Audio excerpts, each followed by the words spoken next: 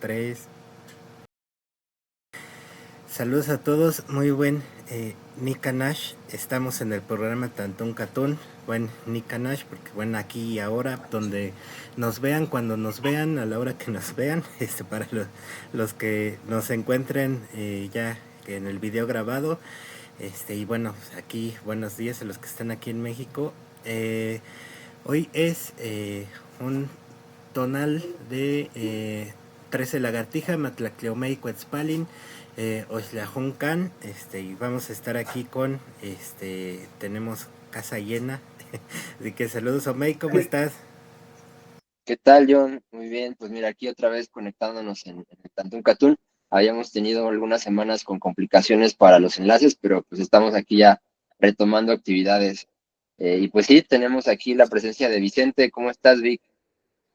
Hola, muy buenos días, saludos compañeros, un fuerte abrazo. Saludos, qué bueno que nos acompañas. Frank, buen día. Saludos compañeros y adelante. Eso. Jenny, Moy, ¿cómo andan por allá? ¿Qué tal? Retomando también, saludos.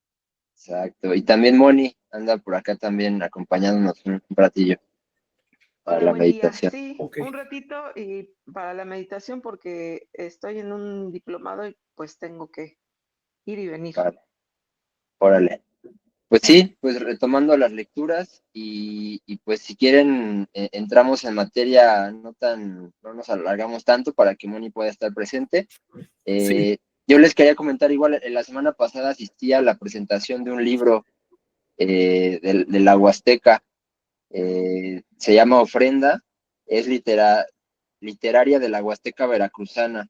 Es una edición pues hecha por los mismos escritores, y lo que hicieron fue recopilar textos de la Huasteca y publicarlos en un libro. Hay algunos textos en TENEC, y pues más bien reivindicando como esta posibilidad de hacer pues publicaciones tal cual, que no tengan que ver con la academia, que no tengan que pasar por ese proceso, sino más bien entender que también la creación literaria pues está presente, no solamente la literatura sagrada que estamos haciendo referencia, que tiene una importancia importante, bueno, una relevancia pues fundamental, pero también hay creaciones actuales, ¿no? Y que la lengua está viva y que se están creando cosas de este tipo. Omey, ya que lo mencionas, es bueno que los compañeros sepan que queda texto sagrado huasteco. Posible que se pueda acceder a... ¿Nos podrías hablar tú, Vicente, de eso? Tú eres el que sabe de ese asunto. Sí, bueno, es una historia muy interesante que nos comentaron pues, hermanos allá de comunidades cercanas a Ciudad Valles. Justamente, pues al comentar acerca de el Teomochtli y también del Utzacap, el libro de la Ceiba, o bien también conocido como Almagdán, nos dijeron que tenían un libro allá en la zona, justamente de la, pues, bueno, ya la Huasteca, ¿no? Potosina, y que eso se había derivado de una exploración que hizo un francés hace, pues en el siglo pasado, y que se dio la tarea también ¿En de el siglo realizar XX o XIX?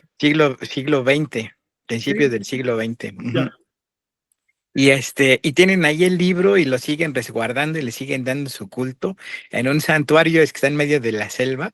Entonces estamos en espera ahí de, por así coincidir, ¿no? Cuando ha habido oportunidad de estar con ellos, nos ha mandado, bueno, nos ha tocado estar allá en zona maya, porque también tiene que ver con la Santa Cruz. Entonces, muy curioso, ¿no? Cuando tuvieron oportunidad de comentar y de hablar en un encuentro que fue hace algunos años, ¿no? Allá en la zona de las inmediaciones de Izamal, y hablaban justamente de don Cornelio, también, bueno, que en este caso eran como los papas, ¿no? De los mayas Cruzov y de los Tenec, ahora sí, comentaron acerca de ese libro, ¿no? Que sería bueno hacer un intercambio. Sin embargo, luego ahorita con los hermanos de Huasteco, pues ha habido un poquito más de complicación porque esa zona es en cuanto a cuestiones de señales y demás más complicada, pero estamos ya en proceso también de visitarlos para que se haga justamente ese intercambio, ¿no? Nos dicen que ese libro tiene más de 100 páginas también y que relatan la historia de cómo nació el ser humano, y cómo poblaron el territorio. Y parece ser que también hay cuentas calendáricas, entonces eso es algo de lo que les podemos comentar. Igual, Sí, lo hemos mantenido con mucho cuidado porque pues ahora sí como que estamos en prueba, ¿no? Con ellos nos decían justamente que para ahora sí darle oportunidad a que salga ese material, igual justamente motivo por el cual estaremos yendo en las próximas semanas allá a la zona maya. Tenemos que hacer un ritual, una ofrenda, para que el libro no se enoje y permita salir, ¿no? A la luz, a menos es lo que nos comentan y pues por eso claro. mismo procuramos pues continuar con ese proceso, ¿no? Entonces, pues nos vienen cosas interesantes con los hermanos Tenec. También, dentro de un mes iremos a descubrir lo que es la Cruz de Chocamán. En fin, está bastante intenso, ¿no? El Cruz de Chocamán es un poblado que está, bueno, relativamente lejos de lo que es este pueblo actual de Chocamán. Le mandamos un abrazo a los guardianes. El día 3 de mayo estaremos subiendo de nuevo a la cumbre, porque hay compañeras que vienen de otras partes del mundo, ¿no? También a subir la montaña. Esperemos que haya condiciones. Entonces, hay bastantes libros, hay bastante material, ¿no? Que inclusive hay unos archivos que están en el Veracruz, en Campeche, etcétera, como lo es en Oaxaca, que pues están ahí en bibliotecas, que están ahí pues aguardando, ¿no? También que salgan, y es como una invitación en este sentido a que estén, donde se encuentren, pues puedan explorar las bibliografías y sobre todo, ¿no? Si tienen oportunidad de acceso a estas comunidades, lo que nos cuentan también es referencia, ¿no? Hay muchos casos en los que la tradición oral no ha dejado una huella escrita y es momento de que hacer registro y que no se pierda, ¿no? De esas historias que, por ejemplo, nos cuentan los Mijes o nos cuentan, pues los mismos Crusoe, no queda registro. Entonces, esta labor que hacen, Mo y Jenny, ¿no? Tuvo May, pues es buena de este enlace para ir generando ese contacto, ¿no? Entonces, pues esperemos que pronto salga a la luz ese texto también, Tenec, más los otros que vienen de la zona maya. Así que, pues, Gracias, gracias. Vicente. Eso está muy interesante. Después ya tendremos oportunidad de hablar de eso. Quería hacer una acotación a lo que dice. El libro no está enojado, el libro está triste. Está triste porque nadie lo lee. La ofrenda real de parte de las comunidades es aprender sus lenguas bien, sus lenguas clásicas, para poder leer esos libros. Esa es la ofrenda real. Lo demás son ritos vanos. Y la ofrenda de nuestra parte es encontrarlos, rescatarlos literariamente, traducirlos y difundirlos. Exacto, Adelante, sí. sí. Y bueno, pues si quieren, le damos ya continuidad a la meditación y entramos en materia con la lectura y ya después platicamos igual sobre estos temas bien interesantes, ¿no? Porque hay varias cosas que Sí, el platicar al tema de hoy da respecto. Sí, para una reflexión bastante profunda, sí. ok, va. Bueno, pues Moni, si nos apoyas con la meditación para no ocupar más tiempo del debido, Claro que por sí. favor. Vamos Gracias. a hacer nuestra meditación ritual de los dominicales. Entonces vamos a empezar a cerrar los ojos y simplemente vamos a llevar nuestra atención hacia el cuerpo. Observa la postura en la que te encuentras, qué tan cómoda, qué tan rígida. Nota si hay molestia, dolor y acomódate de manera que le brindes confort al cuerpo. Y ahora nota cómo está tu respiración. Nota si hubo cambio,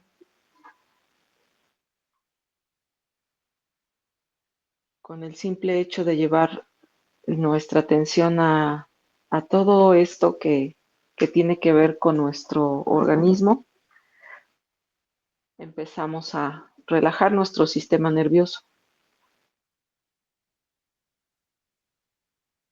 Y ahora vamos a llevar la atención hacia los estímulos externos que puedas percibir.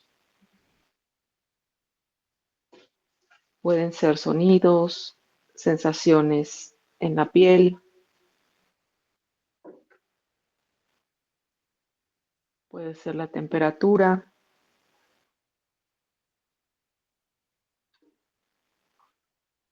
Muy gentilmente registra todos esos estímulos que llegan.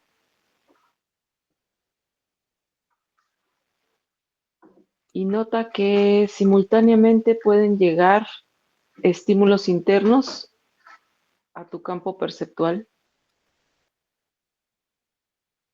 pensamientos, recuerdos, la vocecita que habla, ese cronista que describe, o emociones. A veces esas emociones se reflejan en el cuerpo a través de tensiones musculares, a través de sensaciones en algunas partes específicas. Pero en este momento vamos solamente a notar que están ahí y a liberarnos de eso. Vamos a desprendernos poco a poco de todos esos estímulos que llegan a manera de ofrenda, a manera de entrega a esta meditación y a este silencio interno.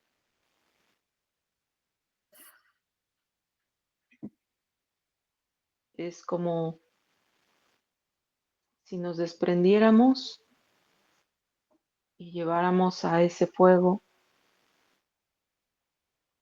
todo aquello que nos pueda perturbar y que nos pueda estorbar para estar en este espacio.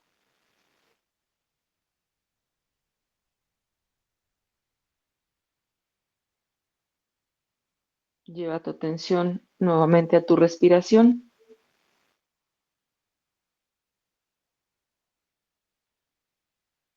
y nota las sensaciones físicas o corporales cuando empiezas a liberarte de pensamientos, emociones, sensaciones.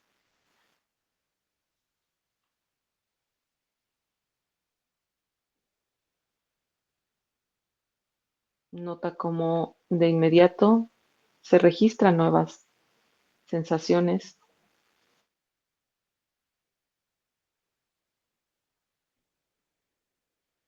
y cómo tu cuerpo empieza a soltarse, a relajarse, a abrirse a esta nueva vivencia que acompaña el silencio mental.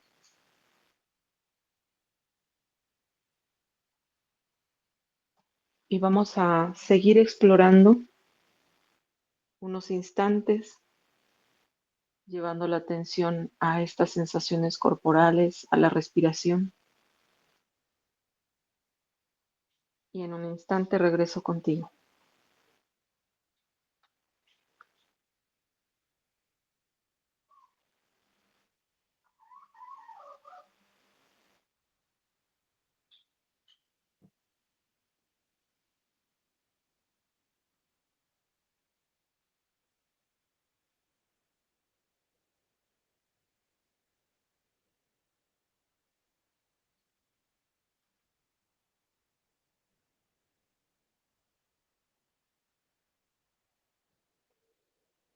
Se embriagará el cuerpo, se embriagará el alma, se embriagará la tierra conmigo, porque insensibilicé mis manos e insensibilicé mi cuerpo para que no sientan las burlas de mis predisposiciones humanas. No es posible que me hieran a mí, el meditante, la serpiente emplumada. A nada temo, nada me impresiona. Soy el guerrero, el burlador de mis sentidos. Y con esto cerramos nuestra meditación de hoy y vamos muy gentilmente a respirar y poco a poco movilizamos una parte del cuerpo hasta abrir los ojos completamente.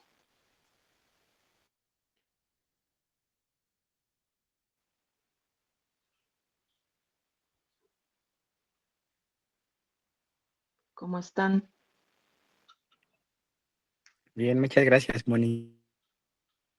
Con mucho gusto. Hoy que es día del rumbo del sur, pues aprovechamos para hacer ese recorrido con el cuerpo. La Gracias. interocepción. Bien, Moni, gracias. Saludos Sí, a todos, compañeros, y me despido y ya nos Ya nos comunicamos, nos conectamos la próxima semana. Sí. Un abrazo. pues gracias. Abrazos, bye. Chao. Bye, bye.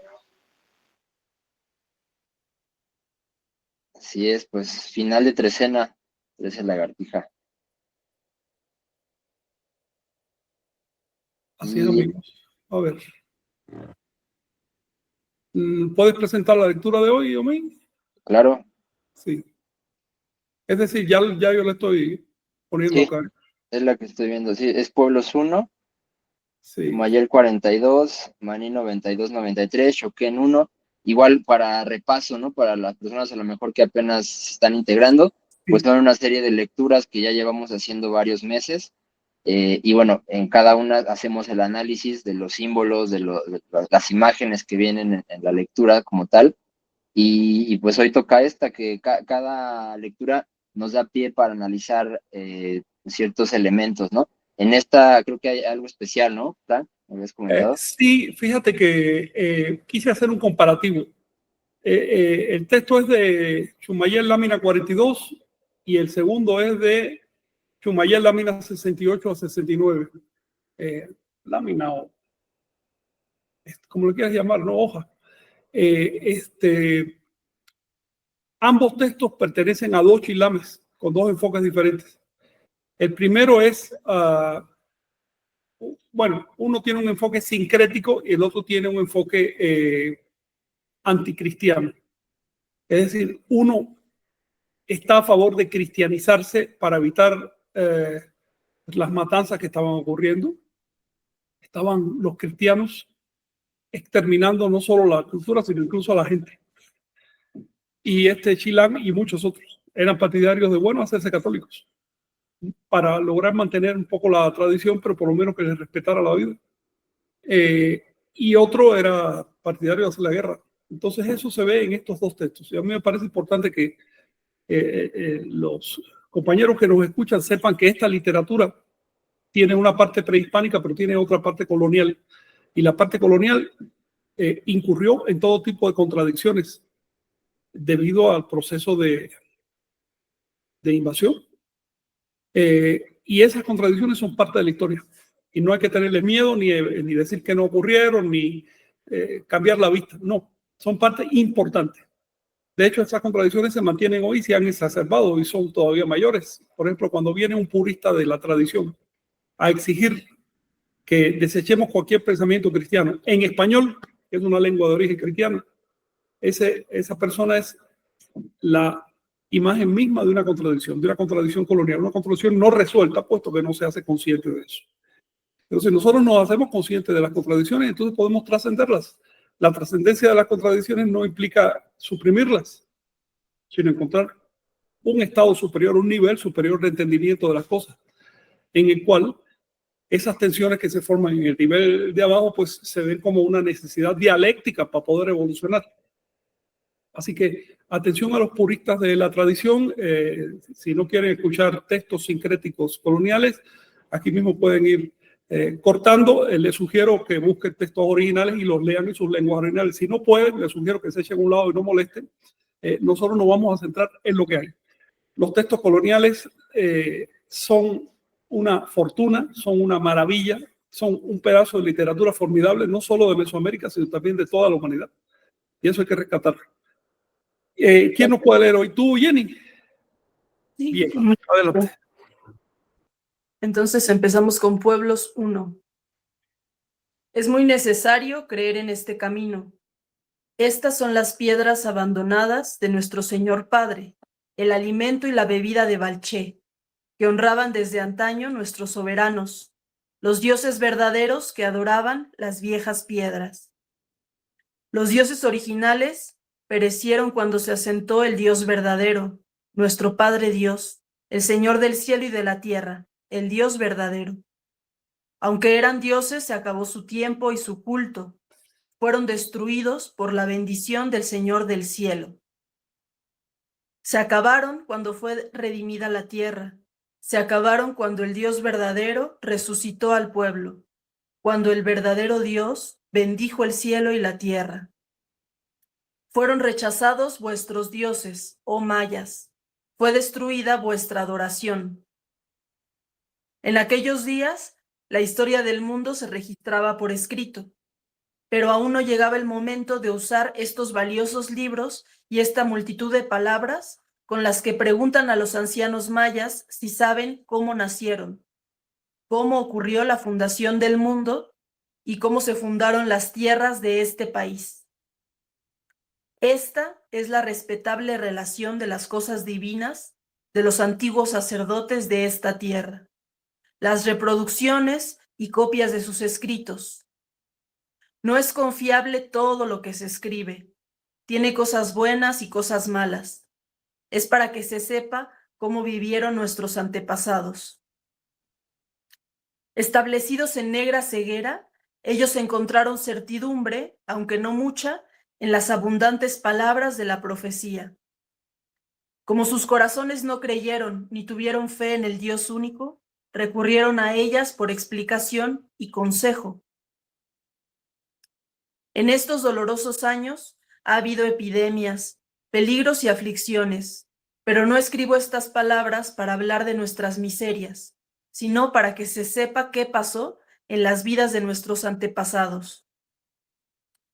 Sus profecías se basaban en falsedades, no se basaban en la verdad, pues ellos no aceptaron, no convirtieron sus corazones, ni creyeron en nuestro Padre, el Dios único, ni en sus consejos. Ok, fuertes palabras en la primera lectura. Si nos hace el favor, vamos a la segunda. Sí. Profetas 2. Catunes 3, 1 y 12 Ajau, Chumayel, lámina a hojas 68 y 69. Estas palabras son buenas y meritorias. Se confiarán al oído de los huérfanos de padre y los huérfanos de madre. Estas palabras deben guardarse como se guarda una piedra preciosa. Tratan sobre la entrada de los cristianos a los estados de Mayapán y Chichén Itzá, sobre su regreso a Suyúa y su regreso a Litzá, cuando despierte la tierra al oriente, el norte, el oeste y el sur. Vienen de la boca de Dios Padre. Estaban postrados 5 sacerdotes, sacerdotes divinos, cuando llegó la palabra de Dios. Ellos explicaron la carga del sufrimiento que vendrá cuando llegue el cristianismo. Aquí se escriben sus nombres: el gran sacerdote Chilam Balam, el gran sacerdote Napuktún, el gran sacerdote Nahau Pech, el gran sacerdote Ahquilchel y el gran sacerdote Natzin Yabunchan. Postrados ante Dios y doblada su espalda sobre la tierra virgen del santuario, ellos explicaron la carga del sufrimiento que traerá nuestro Señor Dios cuando entre el cristianismo al pueblo. Epidemias, mortandad, sequía, Langostas arrasadoras y viruelas serán la carga del sufrimiento. Habrá demandas del diablo y blancas auroras en el cielo, aureolas en el cielo, pues arderá la tierra dentro del Catún 3 Ajau, así como en el Catún 1 Ajau y en el fatídico tercer Catún.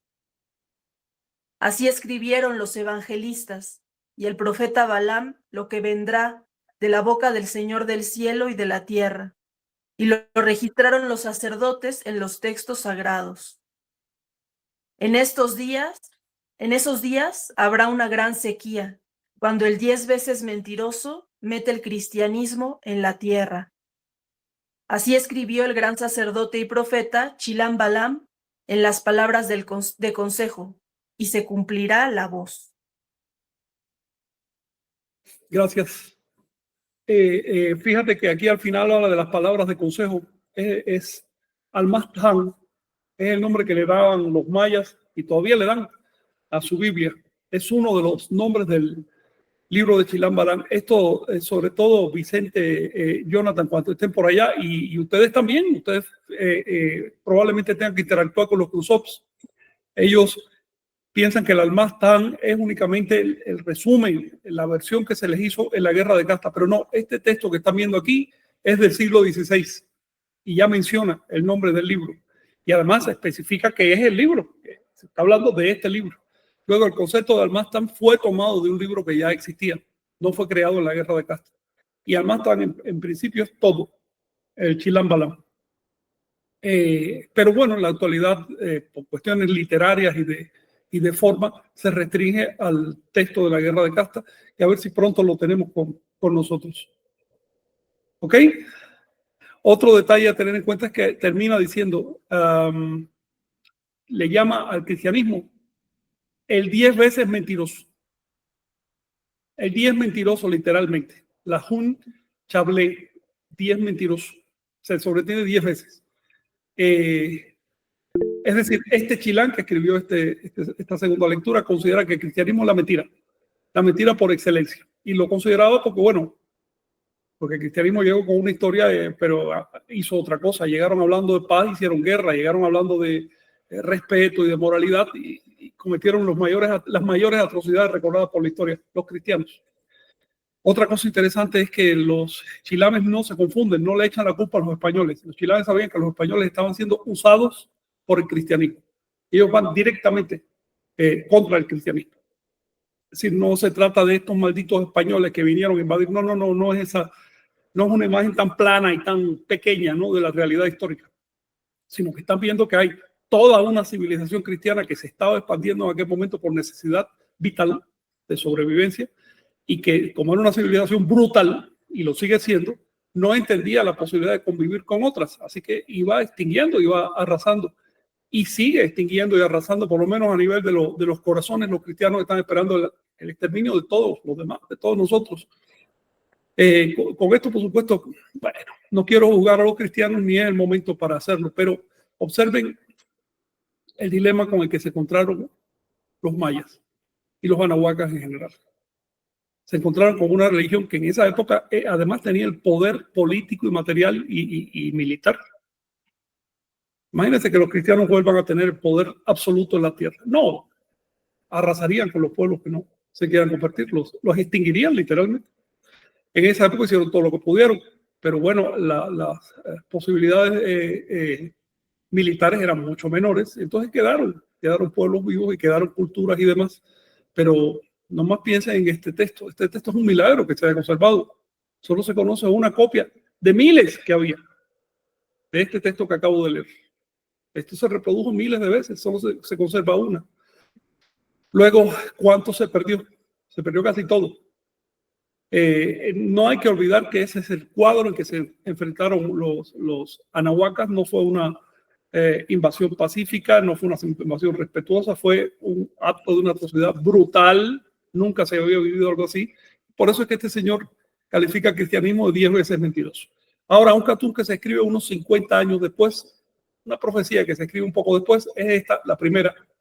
Y están viendo que ya aquí se califica a la tradición de la antigüedad de negra ceguera, ¿ves? Y de falsedades. Y en cambio, la verdad es lo que venía con los españoles. Están viendo un Chilán completamente cristianizado. Si tienen alguna opinión, por Frank, favor, sí, adelante. Sí. por ejemplo, eso de los, la Jun Chablé también sería como los 10 mandamientos, ¿no? Que era como parte de la iniciación, ¿no? En este caso, para los, No, pero aquí la Jun es 10. Chablé era un pueblo que ya no se habita, pero también era nombre de una deidad, si tú quieres, de la encarnación de la hipocresía y de la mentira. Chablé por sí mismo quiere decir oso hormiguero, pero si lo divides como Chablé, se entiende como el mentiroso. Entonces, añadido el número 10 significa que es mucho. Y también porque este Catún está en relación con la profecía del Catún 10 Ajau. Entonces, según el número del Catún, así es el calificativo de las deidades. Ese es el enfático que se usa generalmente.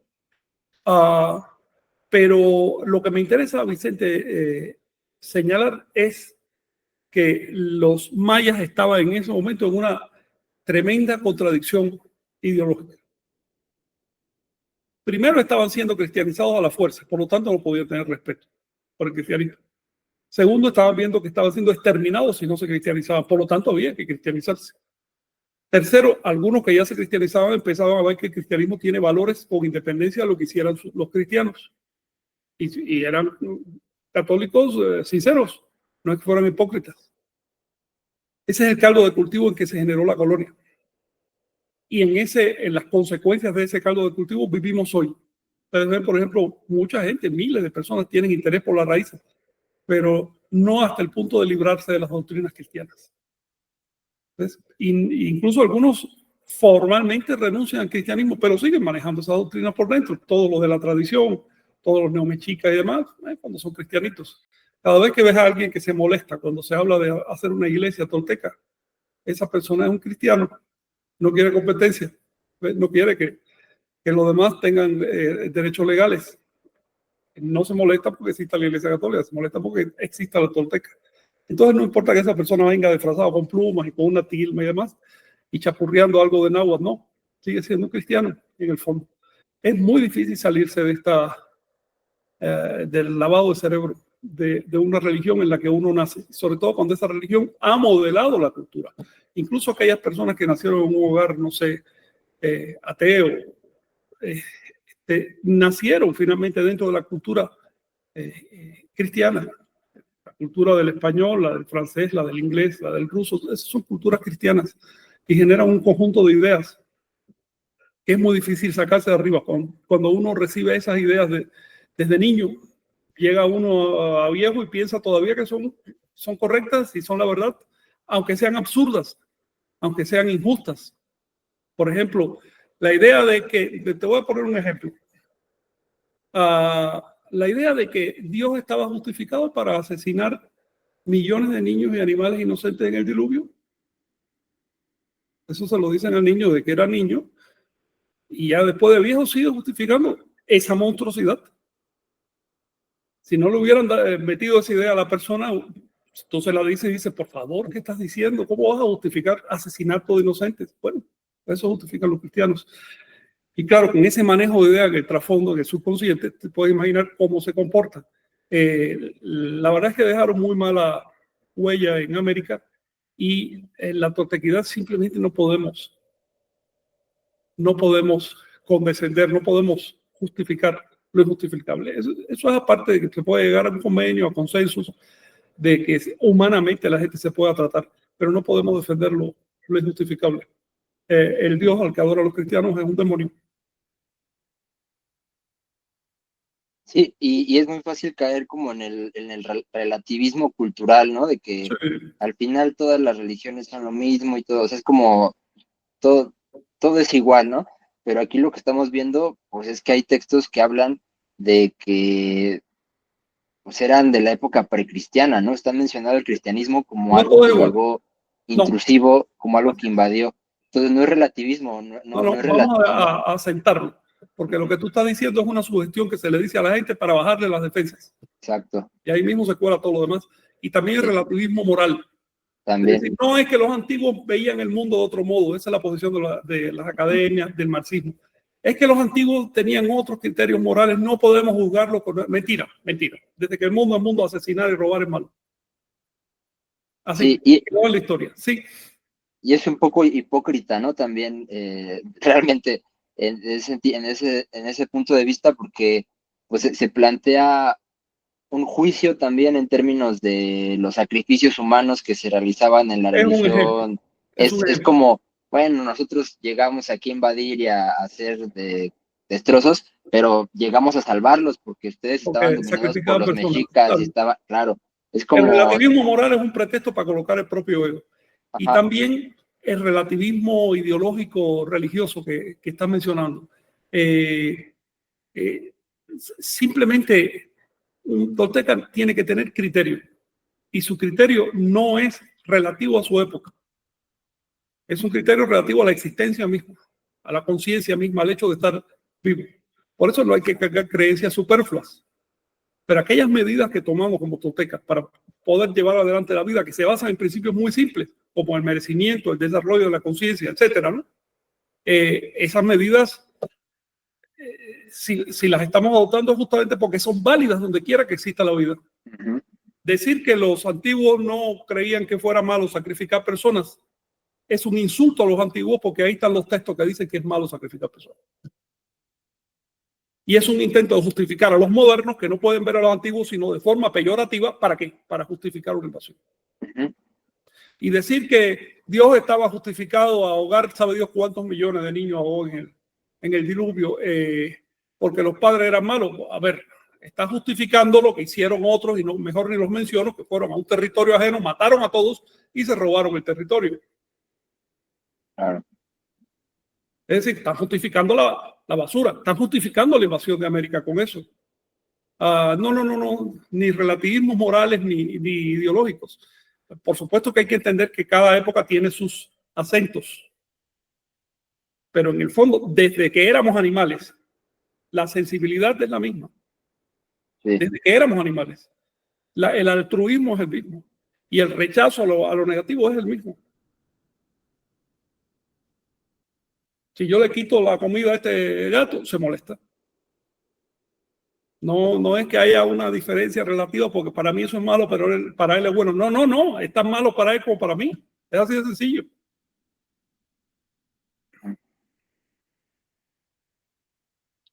Esto lo menciono porque es uno de los mayores argumentos que se esgrimen en la actualidad. Constantemente me dicen que estás juzgando a los prehispánicos con la mirada. Un momento, estudia la lengua de los prehispánicos, estudia su literatura, vívelos. Y después dime que estoy juzgando con mi mirada. Ahorita mismo me llega alguien y me escribe cómo hacer para salvar las lenguas. Es una palabra simple, compromiso. No hay que inventar mucho, no hay que darle tanto rollo. Compromiso, así de sencillo. La sociedad se justifica, la sociedad moderna, y está justificando lo injustificable. En el futuro nos van a calificar de salvajes por no atrevernos a denunciar, por lo menos, o a parar en lo posible el acto de vandalismo que se está cometiendo hoy. Y no solo vandalismo contra evidencias materiales, es vandalismo contra la memoria. Sobre todo. Cuando te dicen que no pasó lo que pasó y que pasó lo que no pasó, esas dos cosas se están manejando hoy. Están vandalizando la memoria, están vandalizando lo único que tenemos para poder hacer un futuro mejor. Porque si no aprendemos de nuestras experiencias, ¿de qué vamos a aprender? Sí, totalmente. Sí, me acuerdo cómo me decían, tú sabes lo que es que te voy a decir, la Unión Soviética cayó en el 91, como 15 años después, se seguía diciendo en las escuelas de Cuba, se seguía hablando de la Unión Soviética, como si estuviera ahí. Es decir, cuando la ideología puede más que los hechos objetivos, y cuando mencionar un hecho objetivo te puede llegar a llevar a una cárcel, a un tribunal, por mencionar un hecho objetivo, comprobable. Y no me pongo a hablar de la Segunda Guerra Mundial porque sería un problema. Sí, Porque sí, de hecho, específicamente está prohibido decir ciertas cosas. es delicado hablar del tema, te cancelan, Te cancelan. te funan, como se dice hoy en día. Es decir, estamos viviendo una mentira histórica. ¿Cuál es la realidad? Lo que dicen las evidencias arqueológicas. lo que dicen las lenguas no mienten, todo queda ahí registrado en la lengua. La realidad es que llevamos rato leyendo estos textos mayas y todavía no he encontrado ningún verso que ordene sacrificar a nadie. Esa es la realidad objetiva. Y después viene un cualquiera con un título de este tamaño que sabe Dios dónde compró a decir no, porque eso que tú ves metiéndose, ese es un tipo que cocinaron y se lo comieron. Estás viendo que Venus cae en el sol. No, eso es un tipo que cocinaron y se lo comieron. Así de craso es lo que estamos viviendo hoy. Pero bueno, vamos al texto. Sí. Sí, pues menciona el Balché. Es interesante que se mencione. Sí. ¿No? Fíjate que le llama piedras abandonadas, son las estelas, pero también hay un juego de palabras, porque piedra significa en estos textos conocimiento. Piedra tum también quiere decir piedra preciosa, tenía esos dos sentidos, y la piedra preciosa es el saber, el conocimiento, el ver también. Entonces, cuando dice piedra abandonada, está hablando de religión abandonada. Pero también está hablando de las piedras contenían profecías. ¿Ves? Está hablando del abandono de toda una composición. Y está aludiendo al hecho de que eso finalmente fue el cumplimiento profético. Las piedras profetizaron su propio abandono. Sí, y yo lo entiendo también como pilar. O sea, la religiosidad es un pilar civilizatorio al final de cuentas, ¿no? Sí. Pilares que se abandonan. Sí, así como una casa o un edificio tenía columnas, paredes, las estelas eran las columnas de la memoria. Sí. Sí, y sigue diciendo, como dice, el alimento y la bebida de Balché. El alimento es el lenguaje del Suyuá. Así. Es decir, la iniciación. Se perdió la tradición iniciática, es lo que está diciendo. Se perdió el alimento. Y la bebida de Balché es, bueno, esa no se ha perdido físicamente, porque todavía se sigue usando en ceremonias que pretenden ser iniciáticas y en gran medida lo son. Pero la bebida de Balché era lo que se usaba para el cambio de estado de conciencia. Por lo tanto, están hablando de un cambio que no solo fue externo, sino también interno. Sí, adelante, Vicente. Fíjate, por ejemplo, Frank, la vez más reciente que fuimos allá en la celebración de la cruz, ya yendo del santuario de la cruz parlante, fuimos hacia el hotel que está en las calles hacia el norte, en unas 7 cuadras, y en el camino nos encontramos varios festejos alusivos a una festividad que le llaman la danza del cochino.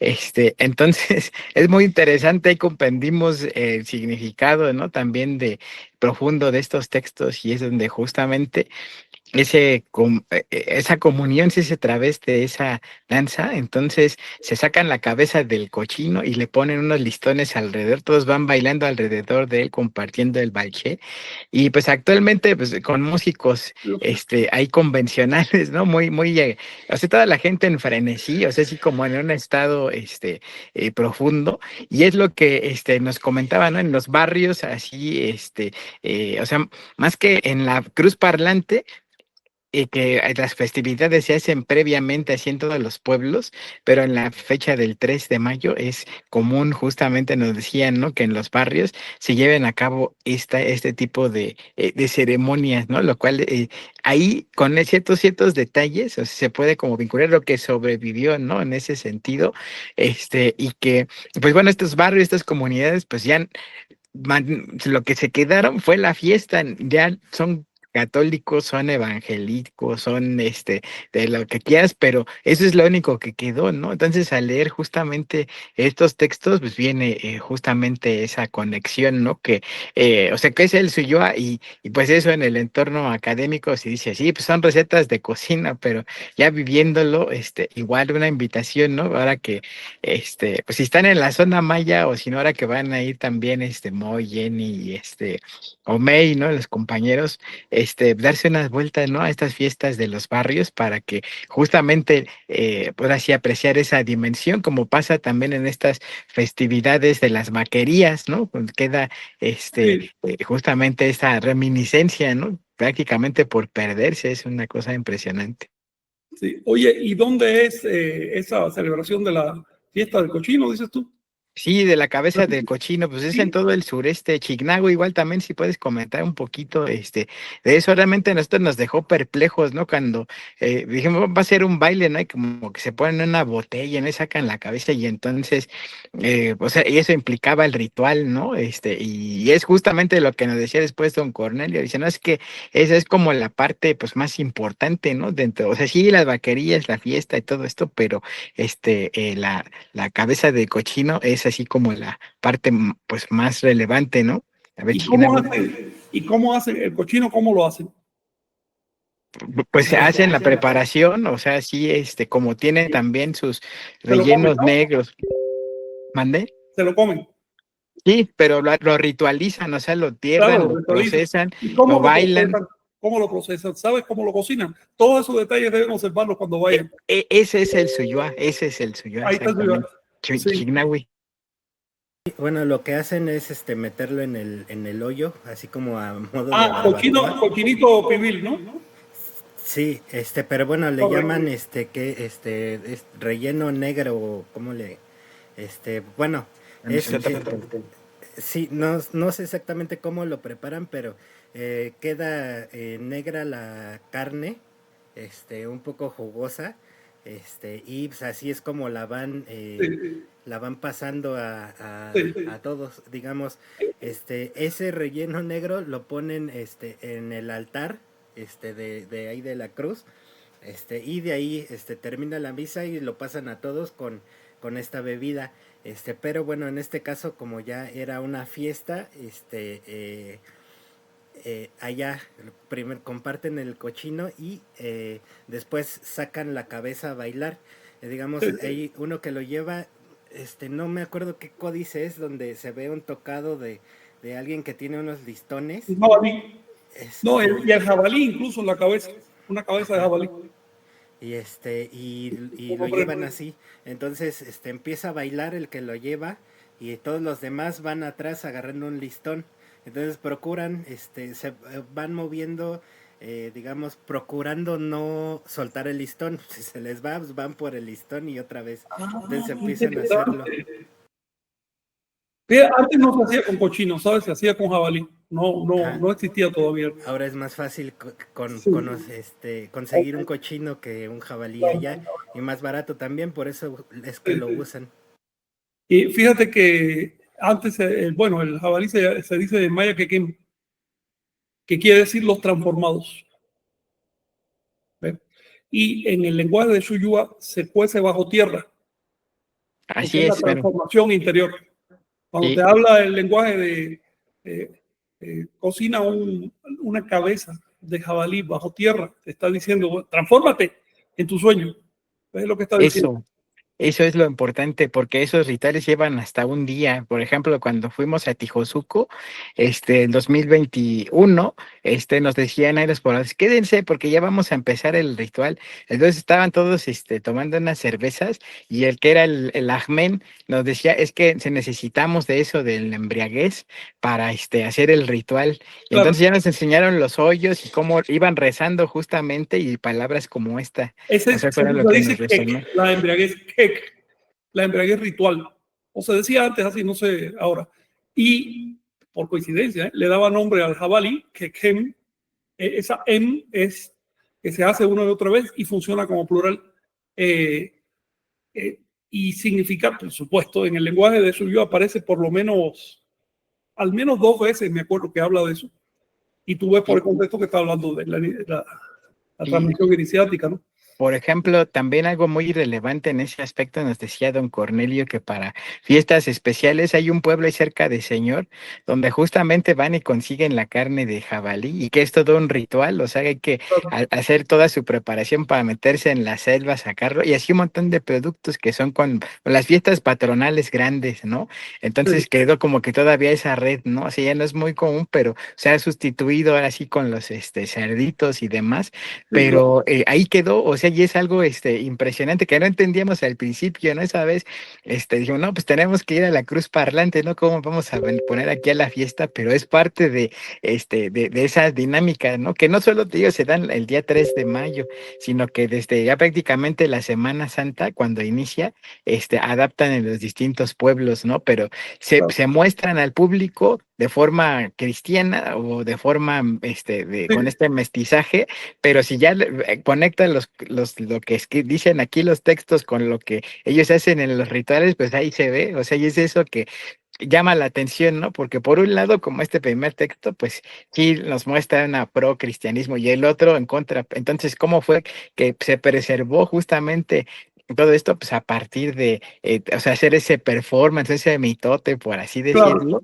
Y ahí, o sea, si tú lo ves con ojos cristianos, pues es católico, por así decirlo, ¿no? Pero si ya lo ves desde esta óptica maya, pues se preserva y es donde justamente, o sea, las comunidades tienen sus textos, tienen su proceso, que no lo compartan, que no lo es justamente porque están en resistencia, ¿no? Y eso conforme más hemos ido, pues más han salido estas circunstancias, ¿no? Entonces ahora claro. esperemos también ir a esta zona de Tijosuco, donde además de estar el Museo de la Guerra de Castas, pues también hay gente que tiene ahora sí ese acceso, ¿no? A historias de los antiguos que dejaron registradas en libretas.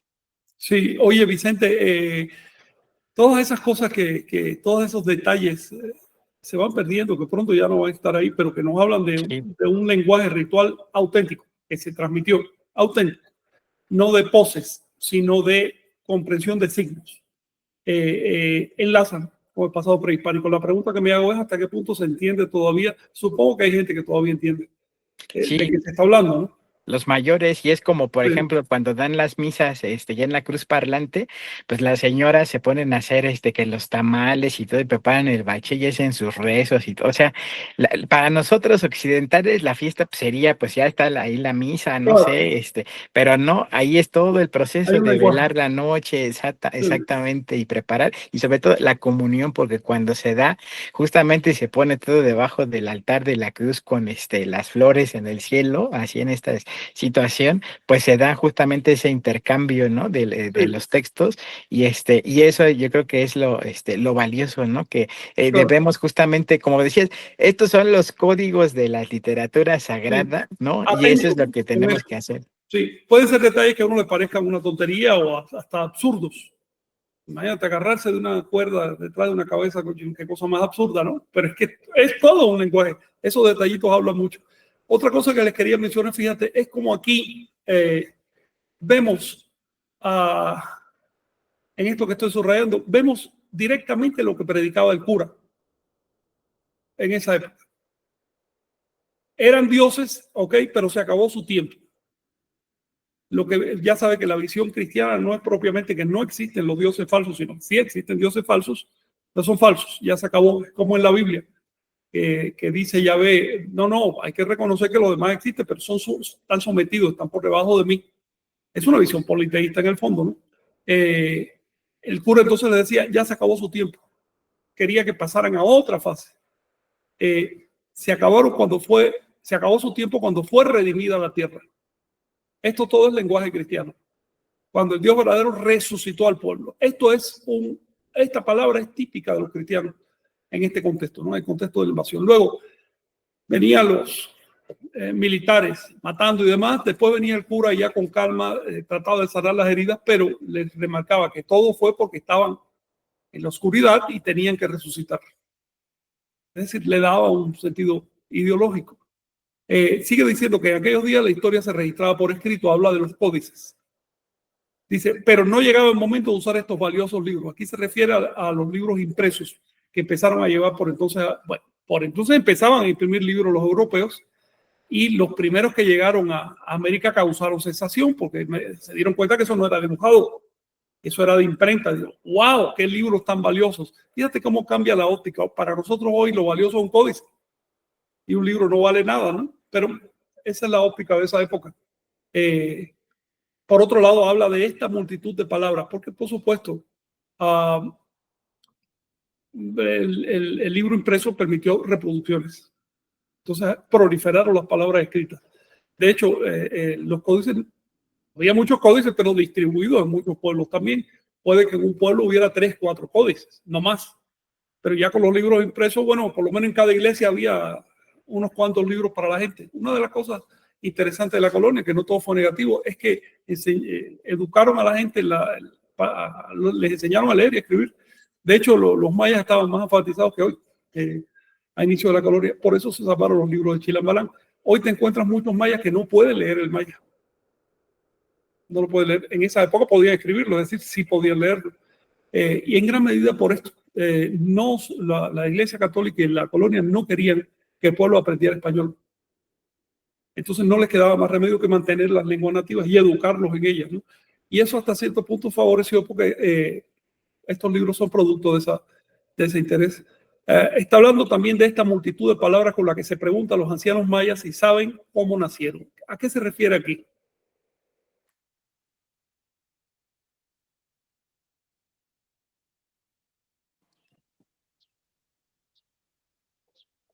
A ver, esta multitud de palabras con las que se preguntan los ancianos mayas si saben. ¿A qué se está refiriendo el Chilam?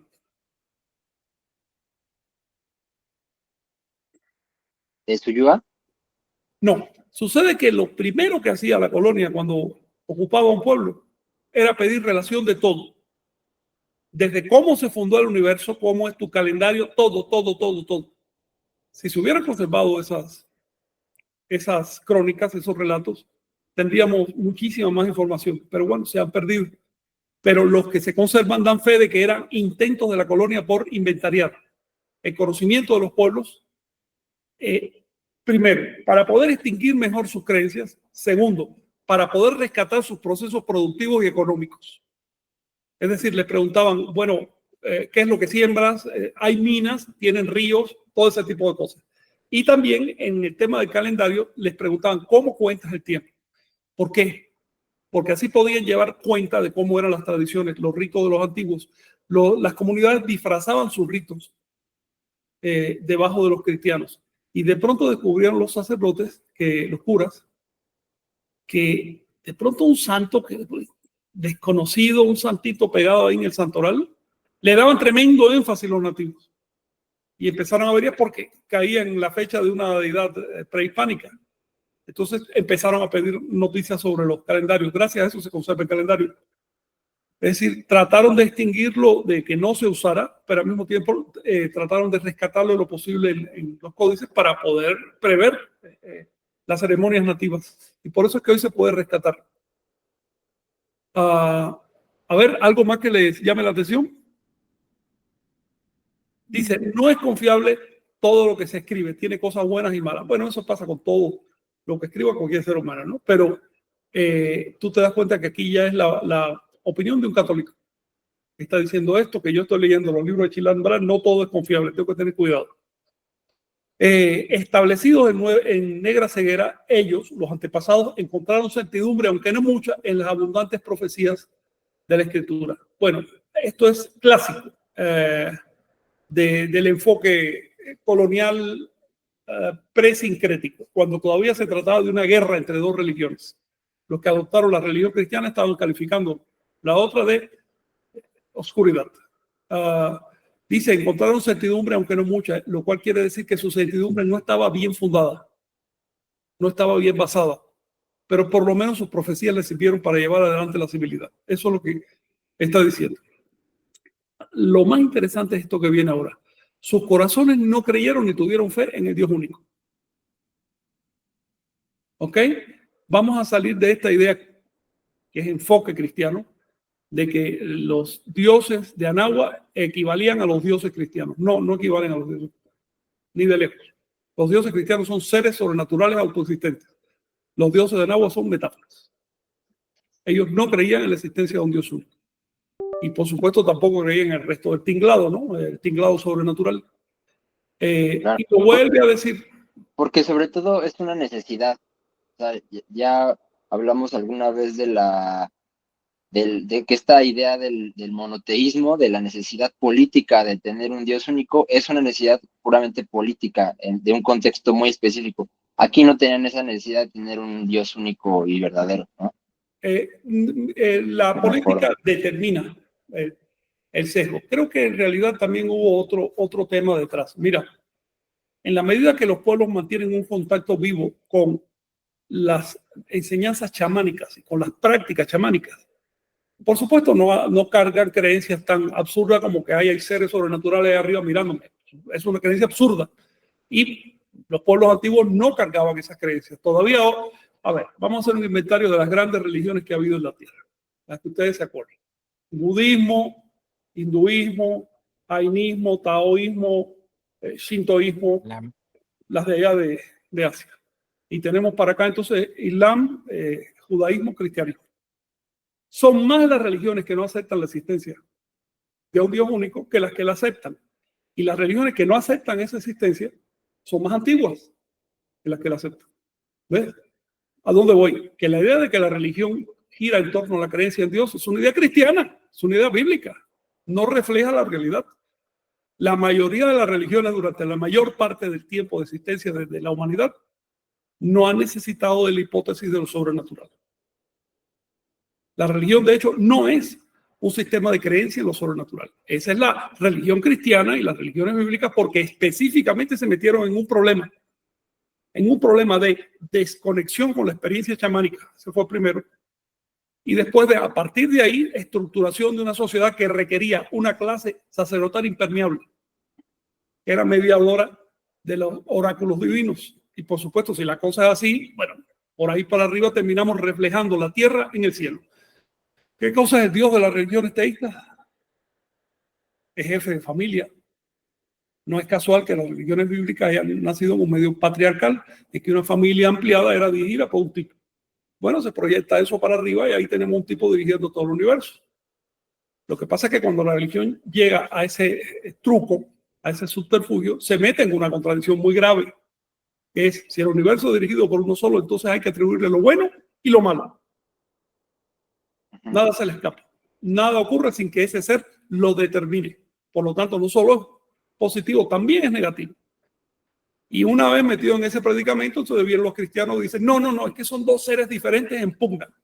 Y los zoroastrianos tratan de explicarlo lógicamente diciendo, no, es que esos dos seres son eternos. Pero luego vienen los cristianos y dicen, no, ¿cómo va a ser el Satanás eterno? Satanás no puede ser eterno, aquí eterno es solo Dios. Y vuelve otra vez al origen de la contradicción. Otras palabras, una vez que aceptamos lo sobrenatural, aceptamos perder el tiempo en tonterías. Me llama la atención entonces este verso que sombreo. Ellos no aceptaron, no convirtieron sus corazones ni creyeron en nuestro Padre. Es un mentiz para quienes opinan que las creencias prehispánicas no eran más que cristianismo, pero con nombres nativos. No es así, no es tan sencillo. Por eso es difícil entender esta visión prehispánica, porque uno tiene que librarse de un montón de capas de creencias. Ahora vamos a comentar muy brevemente el Chilán anticristiano. El Chilán anticristiano dice que estas palabras se deben confiar al oído de los huérfanos de padre y madre. ¿Quiénes son los huérfanos de padre y madre? Los que se hacen a sí mismos, dice el Suyúa, ¿no? Los que no tienen padre y madre físicos, biológicos. Los que nacieron de su propia iniciación, los que son su propio padre y madre. Los que descubrieron su andrógino primordial, su andrógino místico, además, y se generaron a sí mismos a través de la iniciación mistérica. Por eso dice que estas palabras deben guardarse como una piedra preciosa. ¿Por qué la idea de que se confíen al oído y de que se guarden? Casi diríamos que se escondan. ¿Por qué? ¿Por qué esa idea de secretismo? Por la persecución que estaban viviendo, ¿no? Bueno, eso en el caso específico en esa coyuntura, pero si te vas al resto de la tierra, incluso en la sociedad cristiana, no sé, a principios de la Edad Media, cuando todavía no había persecución, vas a encontrar textos que también te hablan del hermetismo. Y lo vas a encontrar en la India, en China, de la necesidad de ocultar ciertas cosas. Bueno, para empezar, estas cosas están publicadas y las estamos diciendo online. Así que eso de esconder y de dejar oculto, eso es un cuento. Eso es un cuento. En realidad eso no se refiere literalmente a que escondas una porción de información. No tiene sentido esconder la información. No se refiere a eso, se refiere a otra cosa. Cuando te encuentras con estos guruchos que tienen niveles de hermetismo en la información y que no quieren comunicar las cosas al pueblo para mantener una ascendencia, esos son de cachifles, eso todavía no han entendido nada. Eso ni siquiera han dado el primer paso del camino iniciático. Hay una historia de la India bien bonita de un gurú que le estaba dando a cada uno de sus alumnos, le dio un mantra y le dijo, este mantra es secreto, ¿ok? Solo tú puedes conocer tu propio mantra. Si otro lo conoce, pierde poder.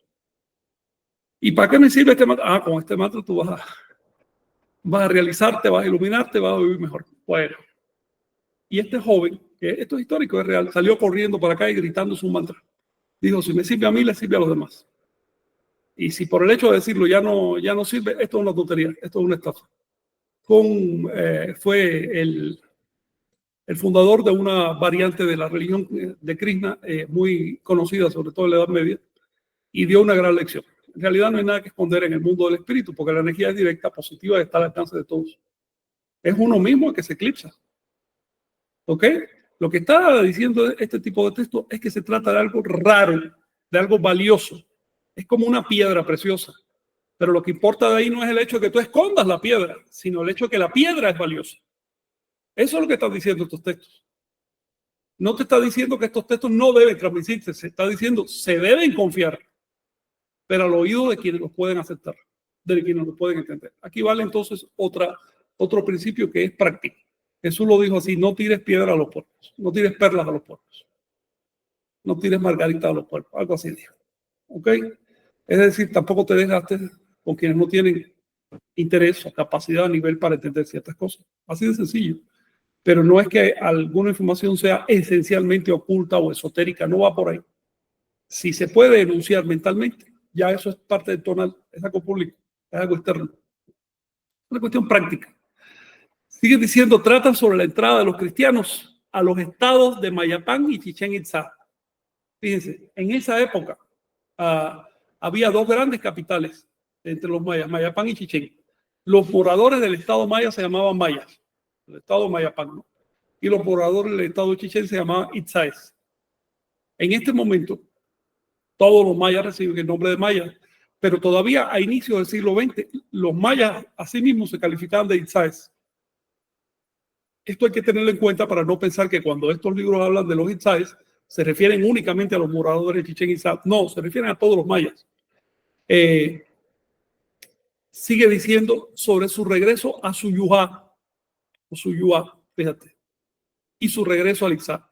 Aquí no se refiere al lenguaje de Suyuá, sino al hecho de que el nombre político del país era Suyuá. Esto es algo poco conocido, pero el nombre político del país maya era Suyuá. Así que el lenguaje de Suyuá también se entendía como el lenguaje de los mayas o lo propio de los mayas. De hecho, el concepto que defendieron los que hicieron las primeras guerras de castas, que todavía no se llamaban así, ellos querían restablecer lo que llamaban Suyuapatán, el tributo de Suyuá. Es decir, el gobierno maya. El gobierno maya le llamaban Suyuapatán. Patán quiere decir tributo. Así que si tienen algo más.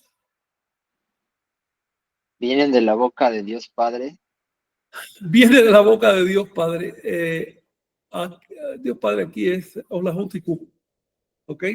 Y lo que tiene que ver es que también los mayas ya cristianizados, fueran o no cristianos, usaban el lenguaje cristiano. Era el modo que los entendieran. Así que hay varias capas de sincretismo. Ya esta expresión es sincrética. Un poco antes te dice que no creían en Dios Padre y ahora te dice que vienen de la boca de Dios Padre. ¿Y para qué? Para poder rechazar el cristianismo. Tienes que ver todas estas capas. Sí, estos textos requieren análisis crítico. Si no, está uno leyendo un montón de contradicciones aparentes. Pero si tú los colocas en su contexto histórico, enseguida empiezas a entender de qué se trata, ¿no? Luego habla presenta a los 5 sacerdotes que estos señores, digamos que agarraron los códices y los volvieron a escribir sobre papel español, primero con jeroglíficos, y sus discípulos después lo escribieron con letras latinas. Estos primeros chilames no escribieron con letras latinas.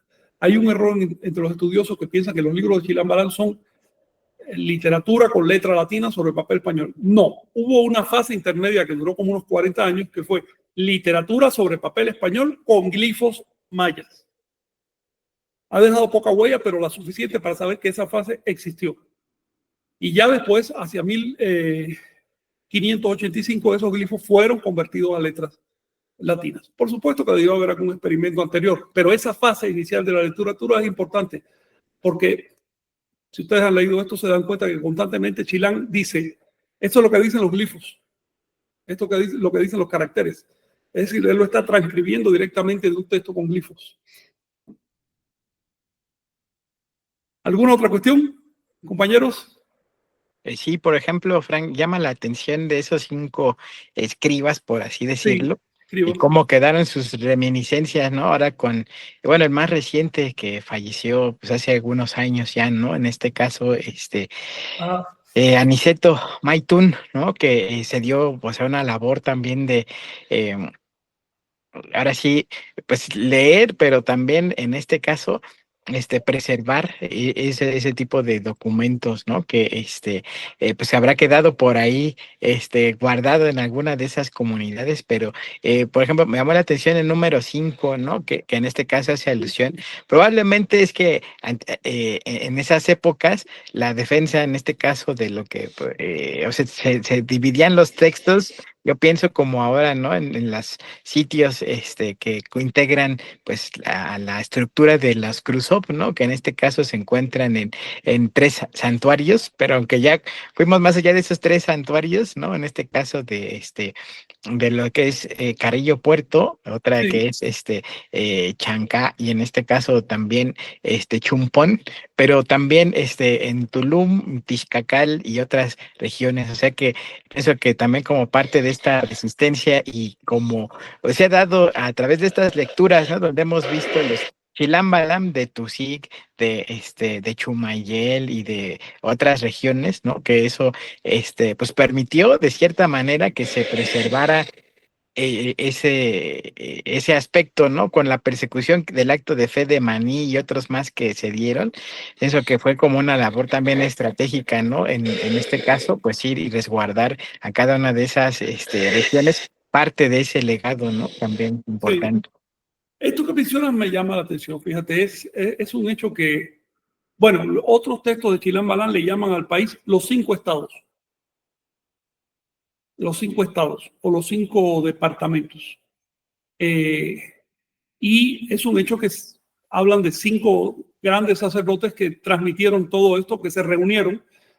Parece que se reunieron en Mayapán en el año 1000, en Uxmal, en el año 1544. Los españoles habían llegado 2 años antes. Los mayas todavía ni siquiera estaban pacificados, había guerrillas por donde quiera. No estaban evangelizados. 1544. Se sabe la fecha, fue en febrero de ese año, el 18. El caso es que me llama la atención porque es posible que fueran representantes de los grandes santuarios. Es decir, no chilames al azar, sino que fuera una delegación que fuera organizado. Por lo siguiente, cuando cayó el país náhuatl, los grupos de la tradición que surgieron se organizaron en 5 santuarios principales. ¿Ves? Otra vez se repite el número. Parece que es un número esquemático para el ordenamiento de la religión. De esos 5 santuarios siguieron funcionando hasta los años 90, los 5 coordinadamente. Uno radicaba en Ciudad de México y otro en diferentes lugares. Estoy hablando de los santuarios de las cruces, ¿no? La sede de las cruces nahuas. Después, con la elección del general, fue una elección unilateral, la de Jesús León. 4 de esos santuarios se desligaron. Ahora solo hay 4 y un quinto que funciona independiente. En el caso de los mayas, veo que ya les está cayendo ese problema, que hay, entiendo, 4 por un lado, el otro no se sabe si existe o no, en fin. Pero parece que la organización original era, ya sabes, en Quincuse los 5 puntos. Me da la impresión. Por supuesto, debió haber un santuario central. De hecho, uno de los problemas que enfrenta la tradición náhuatl es justamente que el santuario central está desligado de los otros 4. Así que eso significa que había un santuario que tenía la autoridad y los otros eran delegaciones, ¿no? como una pirámide. Como una pirámide. Así más o menos nos vamos dando cuenta de cómo eran las estructuras. Y para terminar, les quería decir, a ver, algo más. Quería que vean esta palabra. Fíjense, los chilames eran personas cultas, eran personas que sabían usar la lengua, no solo el maya, sino también el español.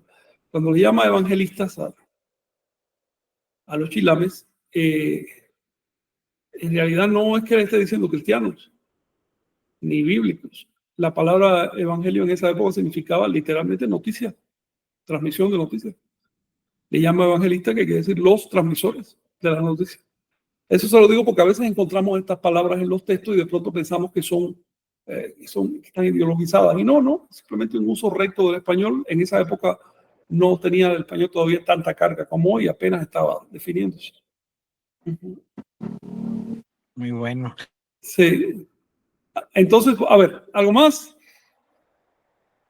Pues a mí me llama la atención cómo justo estos textos son una clave bien importante para poder hacer este ejercicio como que se hizo un poco hoy, de descifrar qué elementos, de poder descifrar qué elementos dentro de este sincretismo pertenecen a una tradición pues de nuestras raíces y qué elementos se fusionaron con el cristianismo, ¿no? Un poco buscando equivalencias. ¿Y en qué grado? ¿Y en qué medida? Y es importante porque el otro día platicábamos con Naomi, prácticamente lo que queda así en las comunidades de cultura está cifrado en las fiestas, ¿no? Está cifrado en diferentes fiestas que sí está bien, o sea, que sí tiene muchos elementos del catolicismo, incluso a veces está bajo el encargo como de iglesias católicas, no en todos los casos, pero que trasciende de eso. Por ejemplo, hablábamos voy a mencionar como unos 2 ejemplos, allá en Chamula, ¿no? Por ejemplo, el Yahual el Binagel y toda esta fiesta, que tiene como equivalencias con santos, o por ejemplo en los Chuk, tienen un mito fundador de que los fundó San Mateo, San Juan, Santa Rosa y Santa Rita, pero no en la historia católica de esos santos, sino el nombre de esos santos, pero en personas que andaban en ese monte y que hicieron ciertas cosas pues que no tienen que ver con la Biblia, ¿no? Y por ejemplo hablábamos ya en un caso como más concreto e incluso más extenso de este culto o no sé si cultos, pero fiesta a los Reyes Magos, ¿no?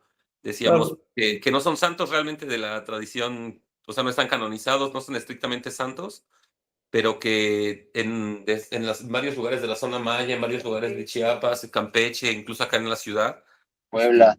en Puebla está esta fiesta de los Reyes Magos, ¿no? Pero que conserva como esta idea de la Trinidad, de esta idea de las 3 personas, ¿no? De los 3 barrios, y que incluso decíamos, bueno, tú investigando un poco decías, no había un culto hacia estas figuras como, bueno, este culto empezó a crecer ya una vez que estaban establecidos aquí en la colonia, ¿no? Y pues incluso vemos un personaje de ellos que está completamente pintado de negro, ¿no? Acá, porque, o sea, representa a una persona afro, pues, pero tiene un simbolismo, ¿no? Claro. Y está, pues, o sea, así en diferentes contextos que hemos podido observar las fiestas, que son las que guardan la organización comunitaria, en la parte ritual justo, que es donde está la carnita, ahora está esta herramienta para poder descifrar qué es lo que hay ahí, ¿no? Para poder, como hicieron hoy un poco con Vicente con el ritual de la cabeza de cochino, y cómo eso espejea con las partes del lenguaje suyúa, ¿no? Y entonces se va pues abriendo más claridad, se va echando un poco de luz ahí, ¿no? Y entonces podemos decidir después o proponer como qué cosas son importantes, ¿no? Y qué cosas pues ya pueden irse trascendiendo ahora que esta persecución de la Iglesia Católica pues es, digamos, un poco más leve, ¿no?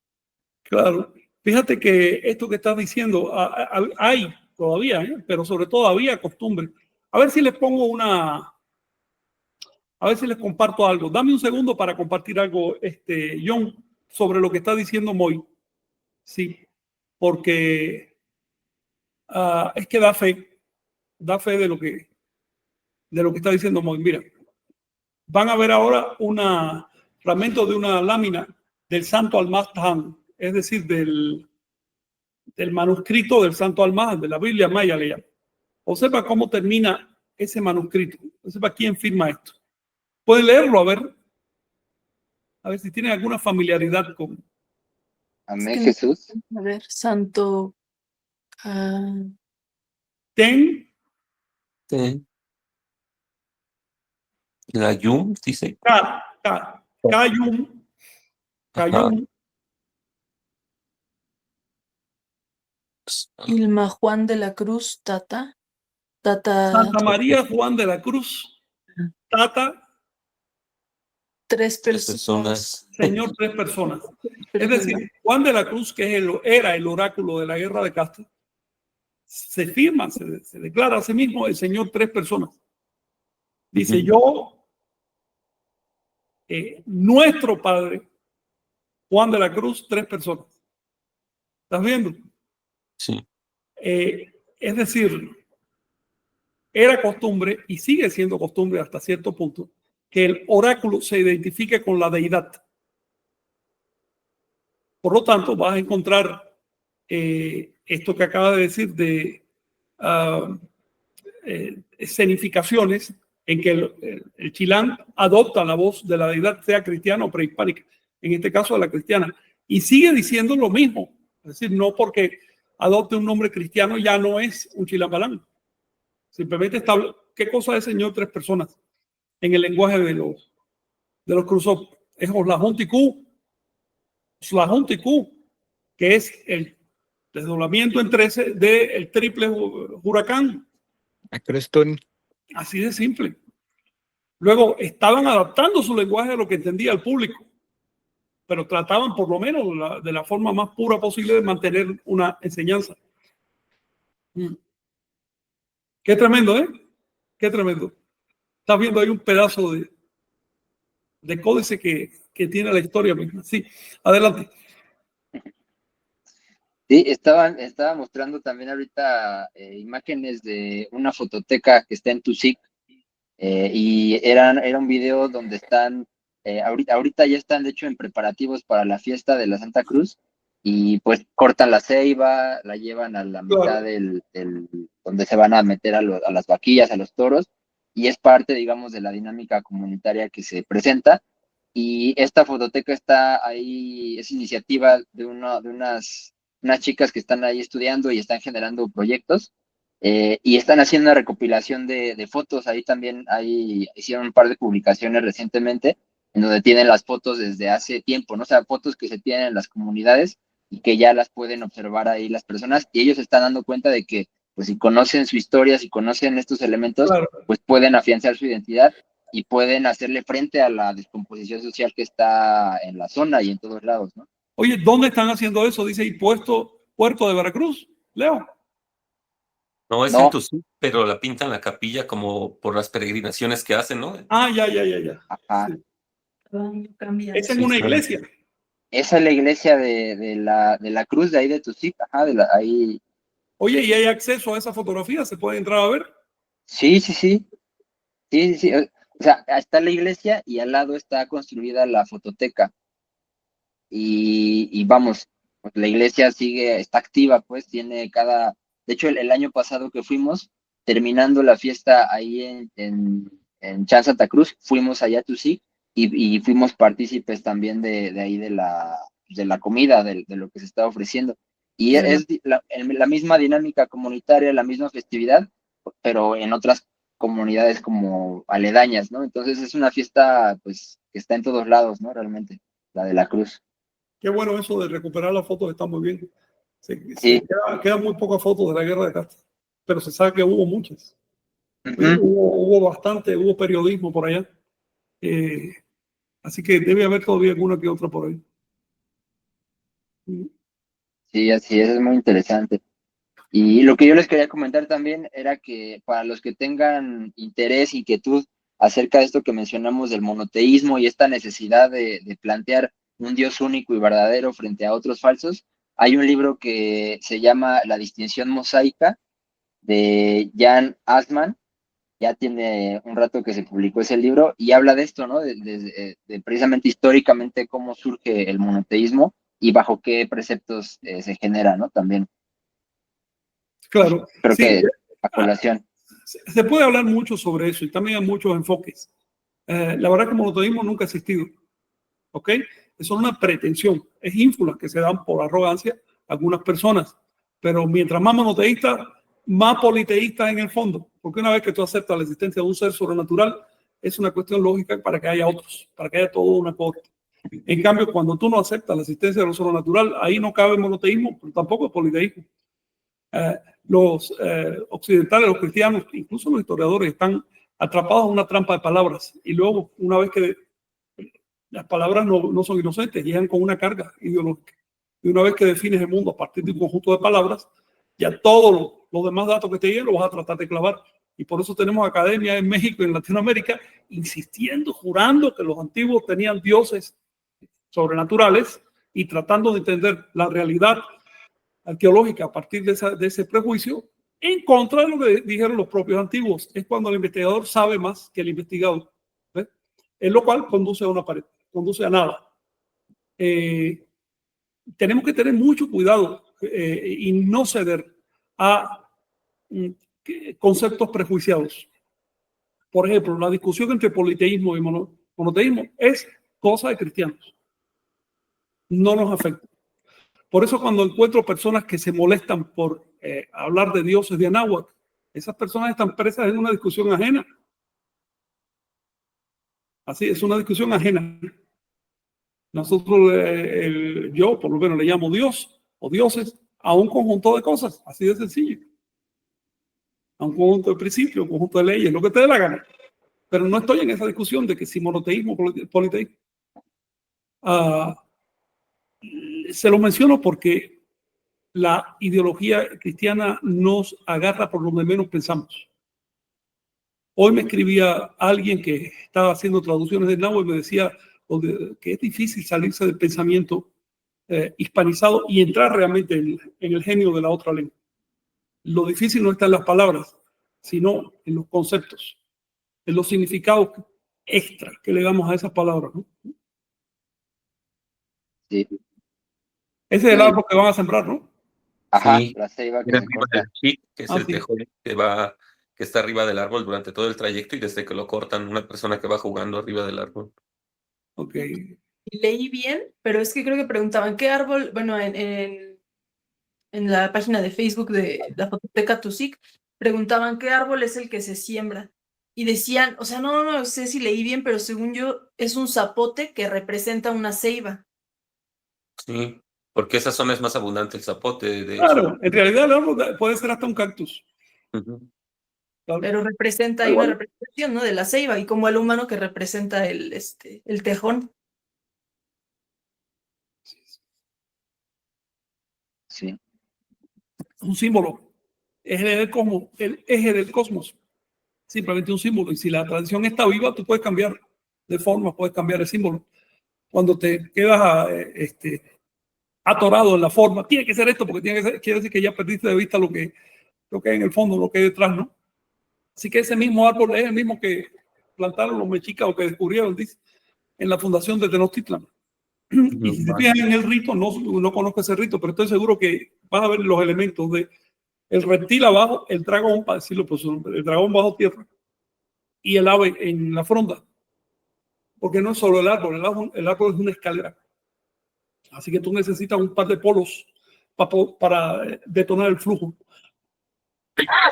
Lo que hace ese árbol es encarnar el deseo de los participantes de ir al inframundo y después ascender al cielo para tener una visión de la totalidad del universo. Y alrededor pues están las vaquerías o la lanza o lo que sea, dando vueltas y hacia los cuatro rumbos y sembrando el tejido. Por eso es importante, fíjate, aprender el calendario. El calendario te esquematiza todo esto en números. Ya no necesitas ni cortar una rama.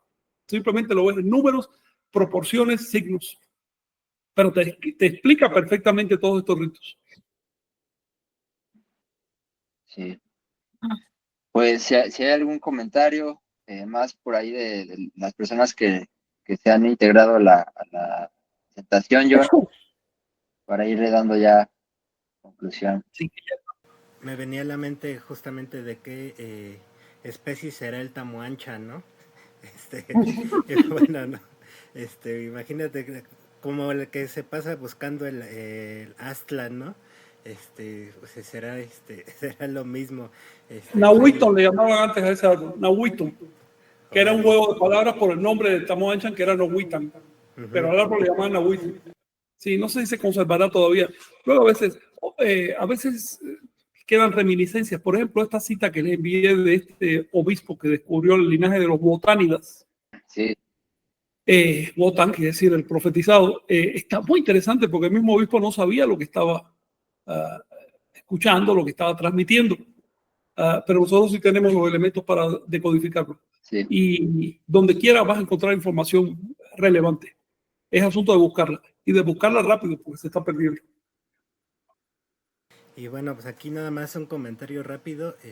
Los políticos, como son tan sabios, lo que pueden ver en muchas regiones por ahí en Quintana Roo es como Puerto de Veracruz. Porque también está allá, por ejemplo, el Chancá, Veracruz. Nos comentaban que a alguien se le ocurrió ponerle Veracruz porque cuando vean Veracruz en Quintana Roo quiere decir de la Cruz. Entonces, Mira, lo sí, mencionaron mal. lo comentaste, sí. Y por eso justamente van a ver muchos Veracruz por allá, porque a alguien se le ocurrió cambiarlo, ponerle mejor Veracruz en lugar de la Cruz. Pues sí, de paso les vas quitando su... Bueno, también era un título de honra, ¿no? De aquella época, llamarle la Cruz Veracruz, ¿no? No era propiamente el estado de Veracruz. La verdadera Cruz, lo que quiere decir. Para que no se confundan con con el estado. Bueno, saludos a Matlaclión Semasa, Lucas Rodríguez, Abraham Estrada, Leti Beltrán Sánchez, Cacar, que es Carla desde el fin del mundo ahí en Chile, Darío Villarreal, Lucio Durán, Fernando García Vega, Martín Carmona, Tecpatl Osomatli, Kim Balam, Paco Cuautitlán, María Piñón, César Rosas, Cosmodama, Javier Nolasco López, Luis Ordaz, Paulo Frank Díaz, Frank Díaz, ya te iba a decir, Paulo Franz, Benjamín Cruz, Pancho Chopper, Marcos Andrade Olvera, Florentina Figueroa, Yas Solórzano, Luis Mello, Venus Guerrero, que ya se encuentra de regreso allá en Dresden, Alemania, y bueno, pues, regresa en noviembre. Él pudimos conocerlo ahí en Tlatelolco en este evento de Anabel del Caracol del Quetzalcóatl. Huitzli Tlacatl nos comenta el documento título de los señores de Totonicapan del actual Guatemala también presenta un caso de sincretismo. Fusiona el relato de la creación del Teomostli con el Pentateuco. Sí, es uno de los primeros intentos de hacer eso, aunque hubo varios en esa época, y es el más logrado. Ese libro, bueno, es un librito, es fundamental para entender la historia de los mayas de las montañas. Ese librito, fíjate que tuvo un desarrollo tremendo por lo siguiente. Los españoles se preguntaban, ¿pero de dónde salieron los americanos? Porque la Biblia no habla de eso, la Biblia ni siquiera habla de América. Y entonces en el libro de Génesis tú encuentras ahí una distribución de que Noé tuvo 3 hijos y estos fueron los asiáticos, estos fueron los africanos, estos los europeos, lo que conocían quienes escribieron ese libro. ¿Y de dónde salieron los americanos? Había que clavarlo a la fuerza entre los hijos de Noé, porque es que el diluvio fue universal, entonces no quedó gente por el otro lado, ¿no? ¿Cómo resolver con un texto como la Biblia, que es bastante limitado en ese sentido? ¿Cómo resolver la realidad que estás mirando? Se crearon la historia de que vinieron las 10 tribus perdidas para América, porque la Biblia habla de 12 tribus de Israel, pero cuando tú haces el censo ves 2 tribus nomás. ¿Ves? Solo hay 2 tribus de Israel. Las otras 10, ¿dónde están? Históricamente nunca existieron. Y es que las 12 tribus no son tribus políticas, hombre, son las 12 casas zodiacales. Sus nombres son los del zodíaco. Cuando el Génesis dice que había 12 pueblos en Israel, está diciendo que se acogen a las casas zodiacales, que son los 12 jueces que los guiaron durante el desierto y demás. Ahora,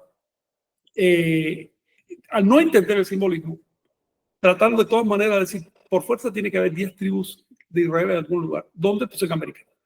Se vinieron para América. Algunos cronistas dijeron, probablemente cruzaron por Siberia. Otros dijeron, no, agarraron un barco y atravesaron el Pacífico. La explicación más extraña aparece en el libro de Jared, que es uno de los libros de Mormón, que dice que vinieron en 8 submarinos.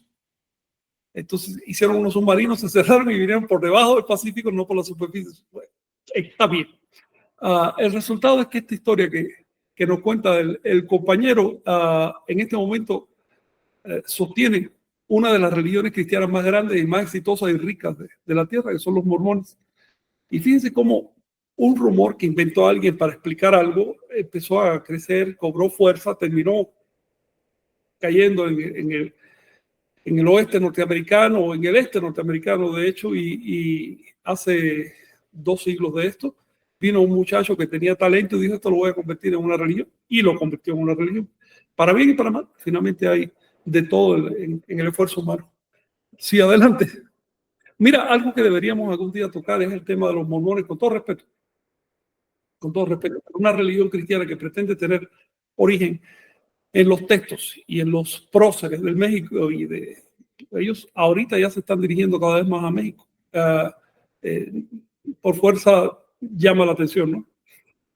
Sí. De hecho, creo que, bueno, fue un tema que quedó pendiente en la primera etapa del Tantún Catún. ¿Te acuerdas Sí. que empezamos con temas así De este tipo, sí. de este tipo y después ya le caímos a los textos? No sé en qué lectura vamos a hacer un recuento, pero estaría bueno de repente volver a retomar ese tipo de temas porque quedaron Sí. ahí varias cosas y sobre todo por el contexto en el que estamos, en donde están llegando una ola New Age y Sí. frente a las olas estas de evangelistas, poniéndolos en la Suprema Corte y cosas así, ¿no? Que está interesante analizar también. Sí.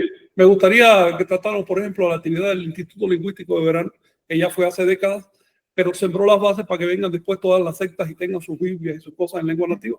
El tema de los mormones, que es algo muy específico, muy raro. El tema de una iglesia que se generó en México, que es el espiritualismo trinitario mariano, y que sorprendentemente conserva muchas cosas de raíces. Así hay varios temas interesantes que podríamos tocar. Y justamente lo menciono porque eso es un verdadero diálogo interreligioso, ¿no? No como este cabildeo político que se hace por las iglesias que están buscando sus derechos religiosos y demás, pero no les interesa saber realmente el contexto No. Hay que decir la religioso. realidad. Y si les molesta, que les moleste. Si no Claro. quiere que te señalen, no haga mal. Exacto.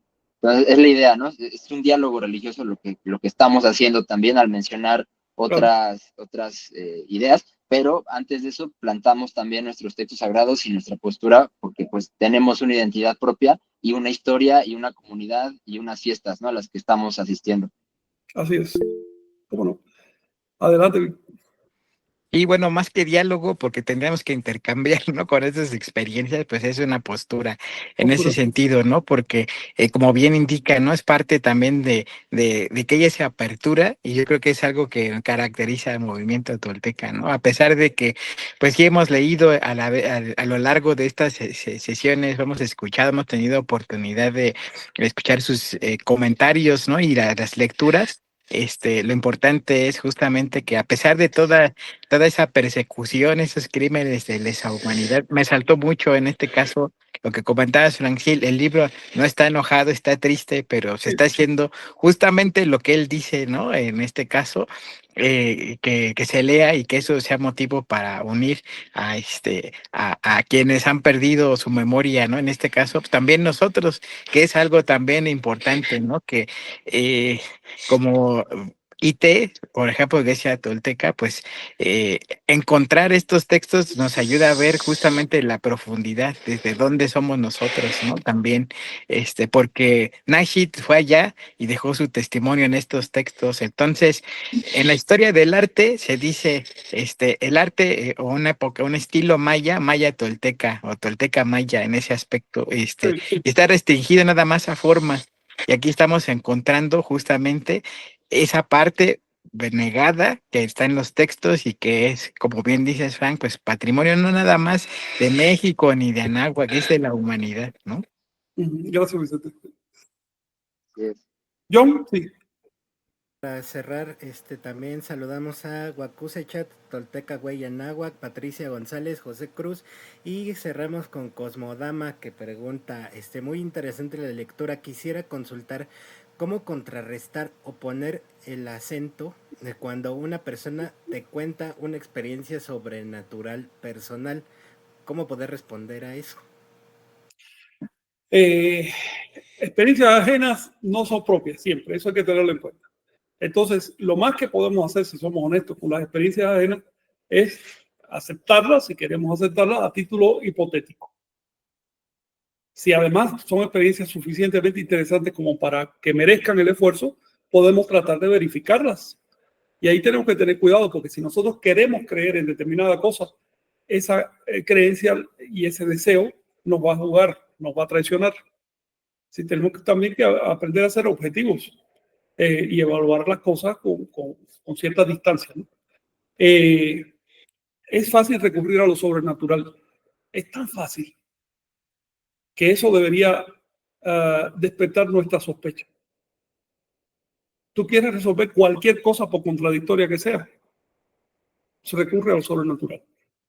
Por ejemplo, tú quieres que un pueblo te dé su dinero. No, es que Dios me dijo que... Eso es lo que hacen todos los líderes. Los diezmos y demás son eso. Dios me dijo que tú tienes que darme tu esfuerzo a mí. ¿Por qué? Porque yo soy el oráculo de Dios. Luego, después que acepta lo sobrenatural, empiezan a montarse unas capas de esclerosis social que termina agobiando a la gente. Y por eso es que hay revoluciones de cuando en cuando, pero luego surgen las mismas capas, porque el mono humano en esta época todavía no está dispuesto a despertar. Tenemos que tener mucho cuidado con eso. En un universo natural no hay nada que adorar. La palabra natural finalmente es un comodín también, porque decir que el universo natural es pretender que lo sabemos todo, ¿no? Realmente no sabemos. La misma palabra universo es otro comodín que usamos. En la medida que estamos hablando ahora, el universo se sigue desplegando y sigue cambiando y sigue variando todo. De modo que no podemos reducirlo a una fotografía. Pero me recuerda a lo sobrenatural el dilema que enfrentamos cuando se estudia el calendario de Anáhuac. Fíjate, cuando estudias calendario, tú tienes una serie de fuentes, a veces fragmentarias, desconexas, y tienes un conjunto de datos.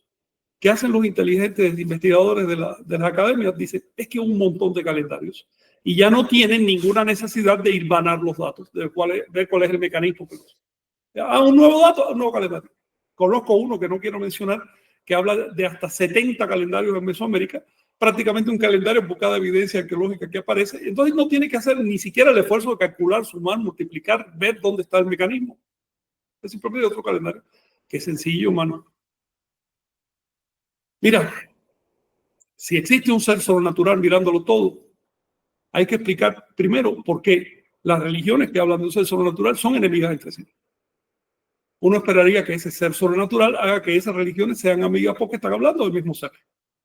Pero yo estoy viendo que hay un ser sobrenatural diferente por cada religión. Entonces ya no solo es algo demasiado cómodo, sino demasiado ya abundado, demasiado manido, ¿no?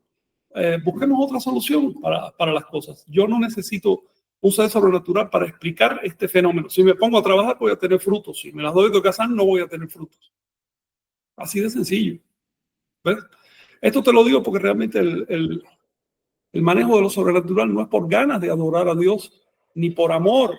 Lo sobrenatural, nadie le puede tener amor a lo sobrenatural, sino para justificar si tengo o no tengo. Lo que a la gente le interesa de Dios es pedirle cosas y encontrar una justificación para los estados de carencia. Decir, es que no di lo suficiente, no contribuí lo suficiente, por eso Dios no me... Son pensamientos de mono. La zanahoria. O la trampa cambuco, que les he dicho, la trampa amazónica, ¿no? El mono mete la mano, agarra la fruta y ya no puede sacar la mano y él mismo lo caza. ¿Y quién te está cazando? El líder de la iglesia, el presidente del país, el sistema como un todo te está cazando, te está sacando el jugo hasta, y después te tira como un viejo y ya ni siquiera queda memoria tuya. Es decir, te estafaron tu posibilidad de autorrealización. Sí, la estafa maestra. Sí. Pues muchas gracias. Pues Frank. hasta aquí le dejamos ya para no alargarnos más. Sí. Y pues, sí, gracias por la participación y pues seguimos trabajando. Saludos. Un abrazo. Jenny. Jay. Gracias, John. Saludos. Gracias, Luis, Omey. Chao. Ignawi, Frank. Saludos. Vale, bye. Bye.